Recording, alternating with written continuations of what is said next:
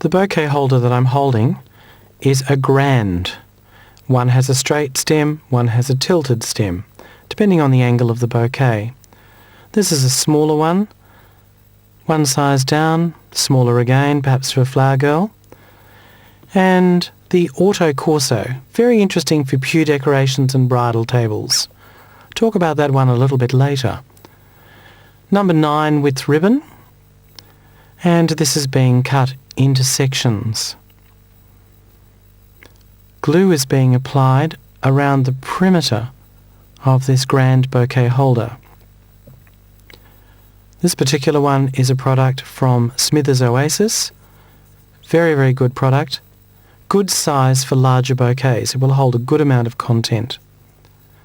So the glue is being applied, and the offcuts of ribbon which have been cut on an angle are being adhered onto the glue at the back of the bouquet holder in a circular manner.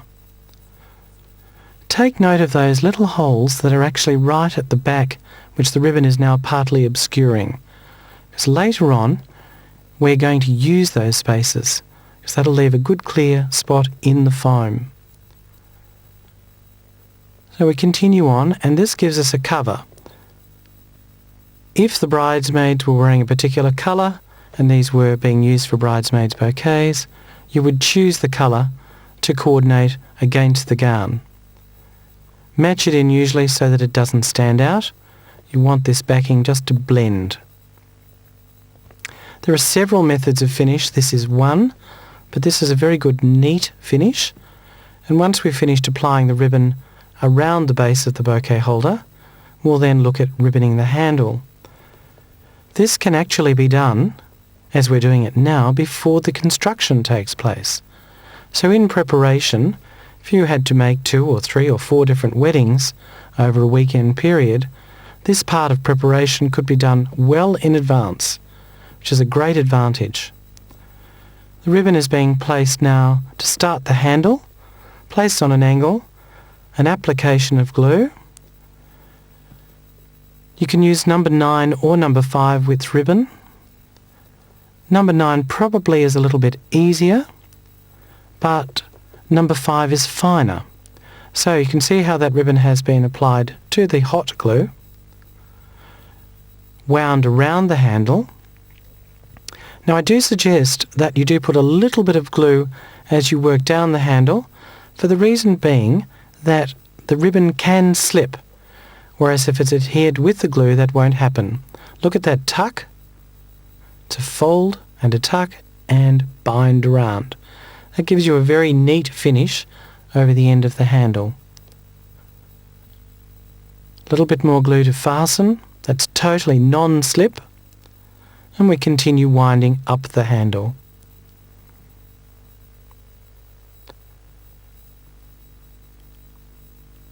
The ribbon will be cut at the top, leave a small extension, and the glue will fasten.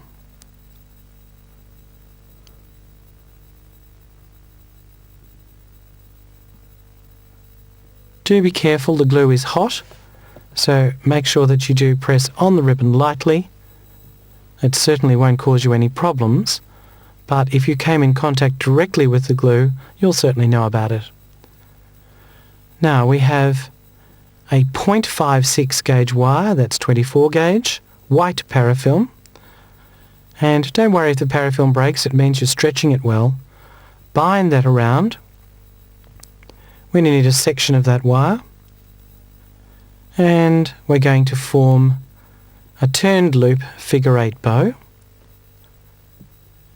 And the number 5 ribbon is being used here, the number 5 width. You can see how the formation is gathered between the index finger and thumb. 6 to 7 loops is quite usual. You can see that I've left enough ribbon so that it's not pulling against the hand. Take the ribbon over the top under the thumb, bring it around and lock tightly. Now you leave that open as a fork, and you'll see why we need to do that, because that's going to go either side of the handle and then be locked around tightly. If you chose a thicker gauge wire, it would be very hard to bind it as tightly as that. So that's non-slip because of the parafilm and very neat.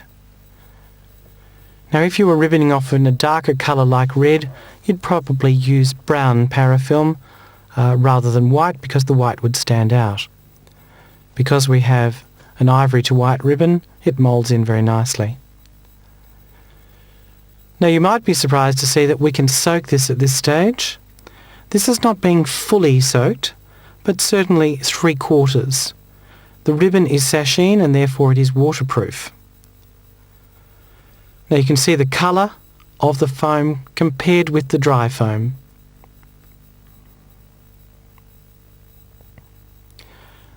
This is a Bravo, another Smithers Oasis product, 2 different sizes. When you're soaking this one, just leave it until it's fully absorbed. This is another form of bouquet holder, quite good for sheaf styles, where the stems are on one end, the flowers are on the other. It's a very good aid.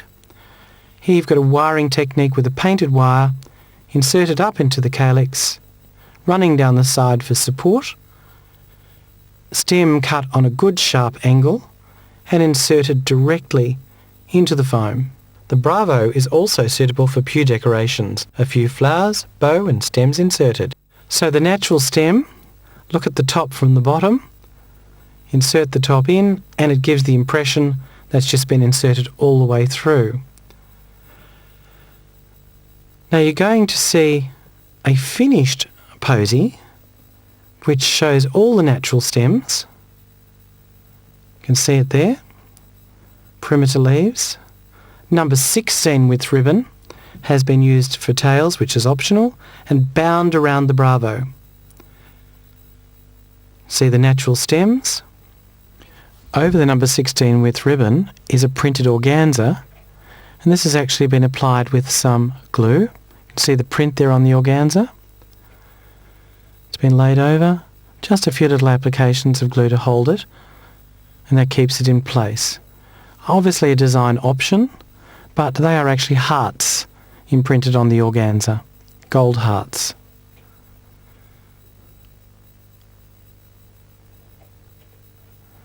Alright, now we're tidying up the bench and moving into the actual bouquet holder construction. We're using the ribboned bouquet holder, the Grand. It is inserted into a stand, so that silver container is purely being used as a stand to hold the bouquet holder. This is one of the great advantages we have in using a bouquet holder. With a wired bouquet, you are actually making this entirely in your hand, and if you're called away, if you need to take a phone call, if you need to serve a customer, you need to put your bouquet down. Here it's inserted and stays in the stand almost all the way through the construction. From an occupational health and safety point of view, it saves wear and tear on your arm and arm muscles up to the neck muscles, so it's advantageous from that point of view as well. This is a fairly large bouquet, or it will be a fairly large bouquet, and the few flowers that have been placed already determine that. So the distance from the edge of the bouquet holder determines the actual size that you are going to work within. You have 2 options here. You could actually start from the very centre and work out, or start from the perimeter and work in. It's often suggested that the latter is the more recommended method, purely for the reason being that you have the circumference size as your guide. Now each one of these roses has a wire support from the calyx area. It's a 0.90 20 gauge wire. There is no parafilm holding this because the glue has been applied to the side of the stem where the wire is and then inserted into the foam. Always make sure that the stems are cut on a good firm angle. The wire is there in case there is any weakness at all, so it will hold the stems. And a second reason would be that perhaps after the service, where the guests come up to congratulate the bride, the flowers may be knocked, and rather than taking the danger of losing her head, the wire is an extra protection. The sizing of these roses was interesting. With this selection, we do have a variety of different sizes. This does make construction harder, so therefore we're looking to try and distribute the roses in a size ratio. So some are slightly larger, some are slightly smaller. Your ideal situation would be to sort your roses and have the outer circumference all the same size. It's interesting to note that these roses were obtained from the supplier 4 days ago, so allowing for opening from tight buds so that they are perfect for the day of the wedding, we've allowed that amount of time. Now at different times of the year, depending on colder climate or warmer climate, this will vary. I suggest that you actually test a variety of rose to see how quickly it does open under the closest circumstances of weather to the wedding that you're able to do this exercise. That will give you complete confidence in the time span of when to purchase the flowers and preparation time to the time of using them. It's of no use saying to a bride, these roses would have looked beautiful if your wedding was tomorrow. They need to be absolutely perfect for the day, and it's part of our professional skill to ensure that visually the rose is at its peak. Alternatively to that, you don't want the roses to look beautiful but have them slightly past their peak, where by the end of the evening they are wilting. So roses can be too open, so the centres should not be showing. Now there's a test there to make sure that everything's nice and firm, which it is. We have a good circle circumference of the outer perimeter of the bouquet. Height ratio. This is starting to be determined now. We're going to step up with the next row in, and you can decide whether you want a fairly high centre, medium height, or whether you'd rather have it almost saucer shaped. And they're just different styles to suggest to your bride. If this was being made in different colours, you would need to decide where you were going to position lighter versus darker shades. One of the suggested guidelines would be to position your darker shades to the outer perimeter, medium towards the inner, and lighter towards the centre. That's always safe, and you would need to grade your flowers in accordance to that pattern. So if you had one towards the centre that was very big and another one that was quite tight, that would be a problem. Another alternative would be to intersperse your colour, particularly if you then still had lighter and darker. You might have, well, let's go very, very dramatic and say if you had a red rose and you had white, any placement error will show decidedly with that combination. So you need to think about, are you going to go red, white, red, white, red, white? Or are you going to do red as a full layer, white as a layer, red as a layer? These are options you've got to work through. And it's almost like the chessboard in its symmetry. You need to work your sizes and your pattern very carefully. And this gives you a very fine execution visually of your bridal work, which is a great deal of skill, and more or less that gets down to preparation in the sizing of your flowers before you commence construction. You can see that we're continuing to build. The natural foliage on the rose stems is creating a very good camouflage over the foam base. I reiterate that the glue is being applied on the side of the stem, never on the end. If it's applied to the end of the stem, it is blocking the xylem vessels, those little vessels that bring up the moisture to the flower. They should not be blocked under any circumstances. One of the great advantages of using this particular product is weather resilience. There you go, there's 2 good layers there for you to look at. Very, very firm, and back into the secure holder.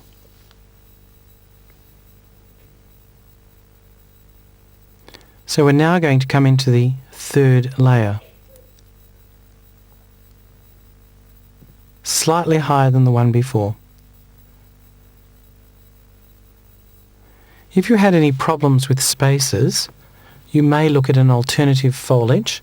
A fern just between the roses, if there are any gaps, would fill in quite nicely, but be careful that the fern doesn't protrude past the flowers. If it did this, you'd need to protrude it all the way around, and that could overpower the flowers. Probably the only time you would have an extension beyond the flowers is around the base perimeter. The way that the flowers are being held once they're inserted is important. You've got that wire going down the stem. Again, cut on that angle. Hold it on the stem, it's quite firm, and insert. Now, I was mentioning before about never putting glue over the end of the stem. Always put it on the side.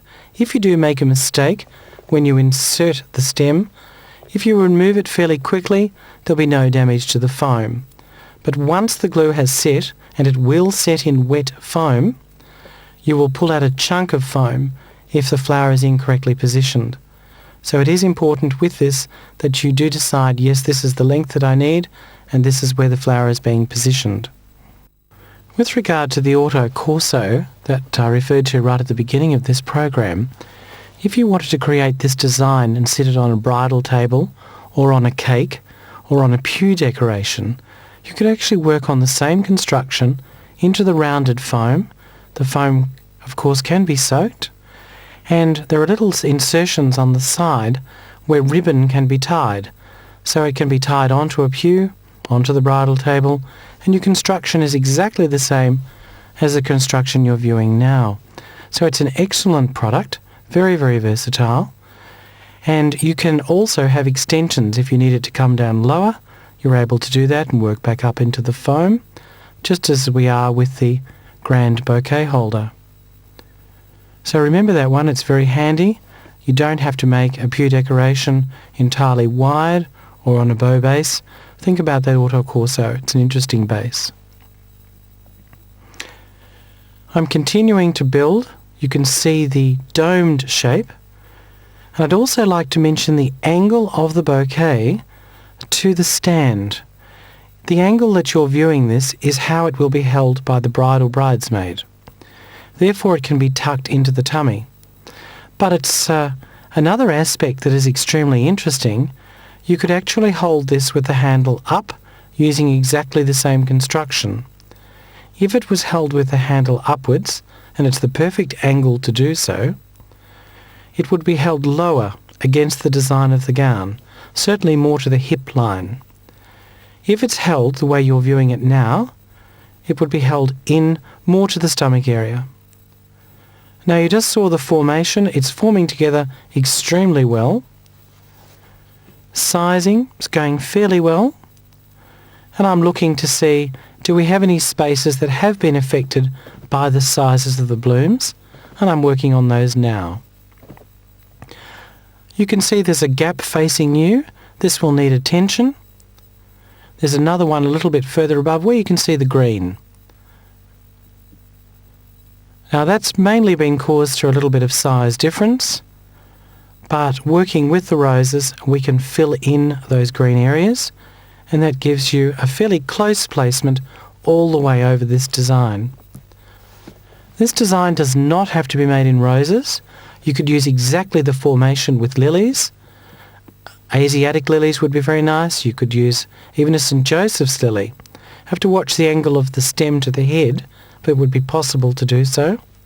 Any variety, Lisianthus could be made in this formation. So visually, you've got different flowers, different shapes, different textures, which can all be made into this more compact posy design. This design has enjoyed popularity for quite a long period of time now, and with different flowers, it gives a different visual appearance.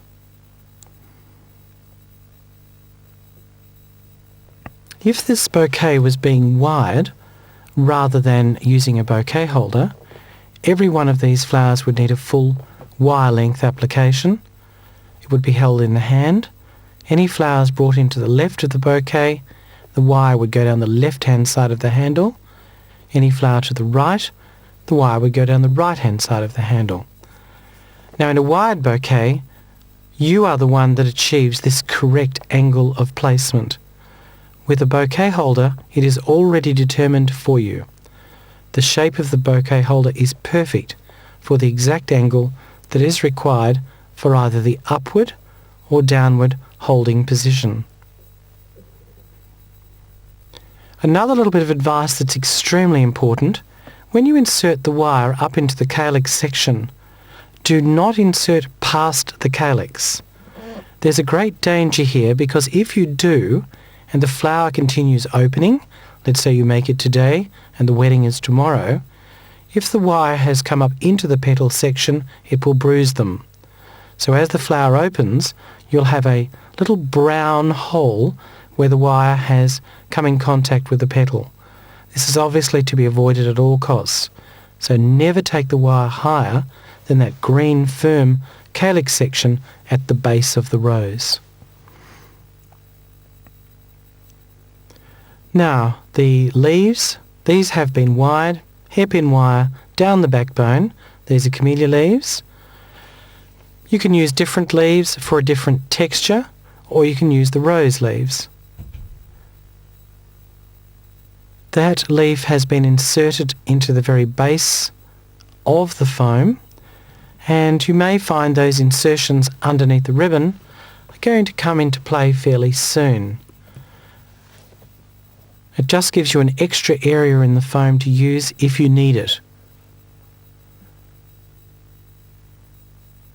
If you are using rose leaves around the perimeter, make sure that they're a dark green. Young leaves are lighter and therefore more prone to wilting. That really applies to any of the foliages. If you look at these camellia leaves, they're very dark, very deep in their green. It means they're also very strong, and they are.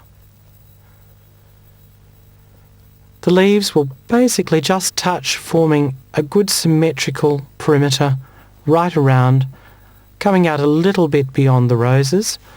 You can bring them out as a full collar if you wish to do so. That's a different look, but on average they're just inserted a little way past the roses.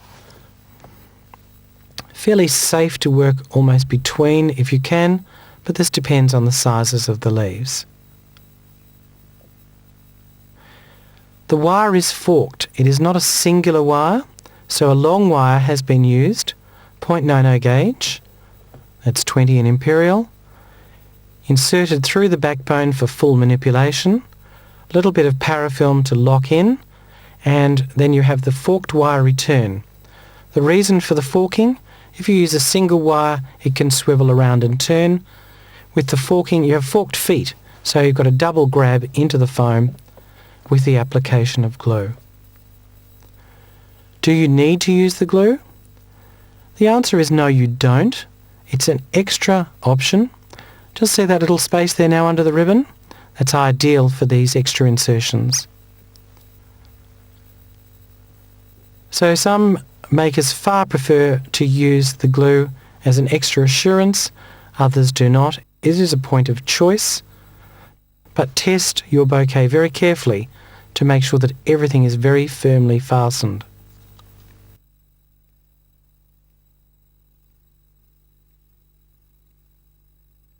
These final stages do take time. It's very important that these positions are exact. Little bits of green are coming through, that's good. You would anticipate from your making time to the time of the wedding that these roses will open more, and that's part of the anticipation of the timing as to how you use the roses now and how you want them to look for the service. You can see, looking at the back of the bouquet holder has disappeared. We've brought the flowers right back. We've now got an extra layer of leaves going in.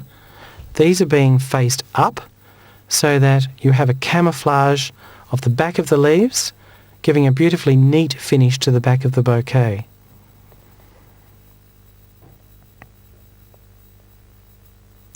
If you needed to give a little bit of extra water, if this was made the day before, it would be possible to do this, but you would have to ensure that there are no drips at all coming from the bouquet holder. The flowers are gaining moisture.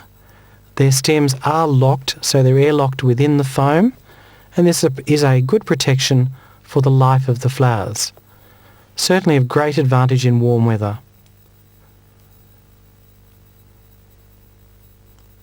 Any rose leaves that were in the way have been removed. We don't want one just popping out in between. So we're creating a very nice clean finish to this rose posy bouquet made on a grand tilt head bouquet holder. You can see it's quite a large bouquet. You'll derive a great deal of pleasure in creating these particular styles. It's extremely rewarding.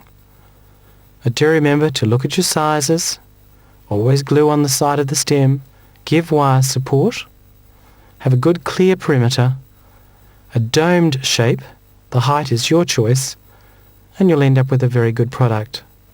A light mist of water. As these open a little bit more, this will look even more beautiful.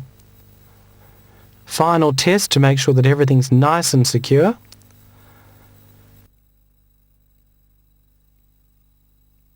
And there you have your completed rose posy.